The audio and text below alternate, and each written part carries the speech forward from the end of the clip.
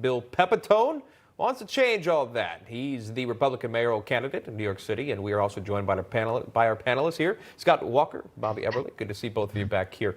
I'll start with you, Bill. Thanks so much for coming back on here. We know the legacy of Rudy Giuliani. We know about it in New York City, but now New York has seen an increase in crime. You've heard him say more shootings, looting, riots, robberies. What needs to happen, Bill? I know you talked about wanting to return to broken windows policing, possibly going back to stop and frisk tactics. What needs to happen in New York City? What needs to happen is exactly what Mayor Giuliani did in the mid-90s. Public safety, law enforcement, it's not about reinventing the wheel. It's using what has historically been successful. And the two things you mentioned right there, the broken windows theory of policing absolutely worked in New York City in the mid-90s. It drove down crime, it boosted tourism, we had an economic boom, but most of all, people felt safe in their homes and on the streets. We need to return to that. As far as stop and question, that is an essential tool that all law enforcement needs, but it has to be used fairly. We got away from that a little bit in the 90s. It became numbers driven. Under my administration, it will be used fairly. It will take guns off the street. It will take dangerous criminals off the street. Well, that could be some possibilities for you. But again, another question would be, is it about leadership? Let me play this for you. I'll get your response. All 5 of the top cities for homicides, like the top cities for rioting and looting, are governed by progressive Democrats, using the progressive Democrat approach to crime, which is to do nothing. From Rudy's words there, he points to Democrat mayors, Democrat governors. Bill, do you feel that it sometimes does, or most of the time does, have to do with party lines? Oh, it absolutely does. I mean, we saw what happened nationwide. Just looking here at New York City, we had a mayor who sided with rioters and anarchists against his very own police department, against his very own business owners and residents. We had a governor who stated, while police officers were being assaulted and hit by cars and bricks, who said he was with the protesters. So it definitely comes down along party lines, and that's a shame because the only way we turn this around is to bring the two parties together.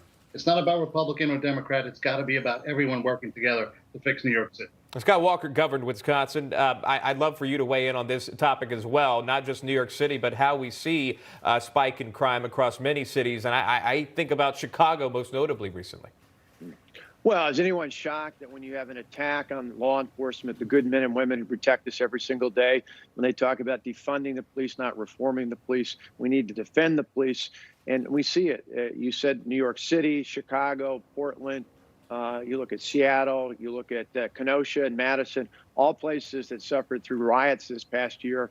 I think, one, that's why crime is going up in those areas. When you tell people, when you tell criminals you don't value law enforcement, and somehow you're going to defund them, it shouldn't be any surprise that the criminals take note to that, particularly in New York State, where not only the cities had problems, but when they changed the bail system, they're releasing people, there's all sorts of problems there. I think there is going to be an electoral consequence. One of the new members of Congress from Staten Island ran for mayor the last time as a Republican. I think you see across the country, people standing for law and order are going to win their elections. You know, Bobby, we saw last week Minneapolis council members propose shifting nearly $8 million from the police department. You see it, though, in other cities, defunding the police movement here, possibly adding, moving that money towards mental health program, et cetera. What's your thoughts on that? Well, I think it's absolutely crazy. And my cousin, you know, he's exactly my age. He's a police detective in Chicago. And they're just stunned at the way things go. I mean, I believe, according to him, that Lightfoot was actually a prosecutor coming in. But they get that party label, as your guest, as Bill has said.